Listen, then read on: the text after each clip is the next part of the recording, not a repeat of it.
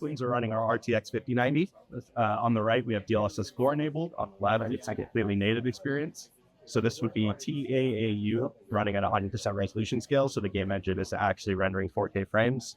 On the right, we've got DLSS SR performance mode. So what that means is we take a 1080p frame, use AI upscaling, upscale it to setting. And then on the right, we have our 4X frame generation running, as well as our new transformer model, which is basically just a more computationally intensive model, which has something called self-attention.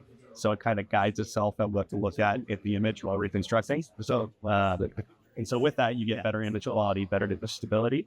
Got it all over. So yeah, if you want to get your hands on, feel it. Yeah, it's usually first. So when you're developing like the DLSS with the games, how closely are you working with like content creators and like different developers to actually integrate it into the zone? Yes, so there are some developers that were able to just kind of end up an SDK and they go and do their own thing.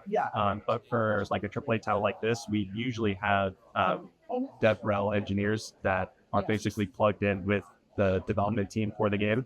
And yeah, we're constantly helping them if they run into lots of issues with integration, or say we're in a new engine that we haven't been in before and we're noticing image quality issues or something, our DevRel team will go back, report the model, just so we can give them the best experience. I think we all have PTSD from like the cyberpunk part.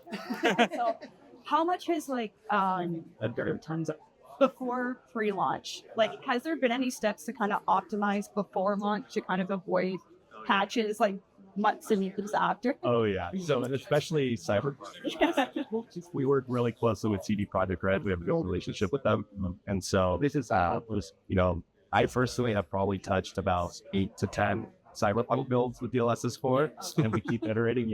So it's a very long process. But yeah, it's a lot of fun, and every game that we work with is usually really excited, and just a pleasure to work with them. Since there's a model, is there a feedback loop coming to you directly, or you have to wait for the developer to send the feedback? So it depends, because sometimes we do our own internal feedback. Okay. And some engines will get source code access, and so we're able to kind of pound our own builds. But in other cases, like I can see Project Red specifically, they do provide feedback. Okay. So that's kind of how we deliver to them exactly what they want. So there is no provision of a telemetry data for you when this particular game runs on an NVIDIA GPU to track the metrics where there could be issues. So if you're using NVIDIA, we do have some telemetry that gets reported back, and through NVIDIA, I think we're going to have like 2 or 3 titles on launch that have native integrations. So you can go on the options menu and, set it yourself. And then for the other 73 titles we're supporting, that you can use NVIDIA.